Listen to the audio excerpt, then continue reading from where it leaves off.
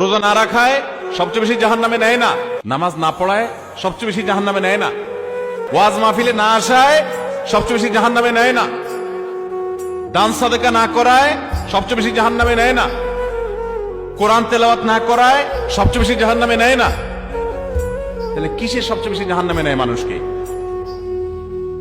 সুইলা রাসূলুল্লাহ সাল্লাল্লাহু আলাইহি সাল্লাম আন আকসারি মা ইউদখিলুন নাস আন-নার, মানুষকে সবচেয়ে বেশি জাহান্নামে নেয় কোন জিনিসে জিজ্ঞাসা করা হয়েছে। নবীজি বলেছেন দুই জিনিস, আল ফামু ওয়াল ফারাজ, মানুষের জিহ্বা, মুখ এবং লজ্জাস্থান, এই দুইটা অঙ্গ মানুষকে সবচেয়ে বেশি জাহান্নামে নিয়ে যায়। সবচেয়ে বেশি জাহান্নামে নিবে এই দুইটা অঙ্গ। নামাজ পড়ে, দাঁড়িয়েও আছে, কিন্তু ফেসবুকে তলে তলে জেনা করে, চ্যাট করে, এটা তো জেনা।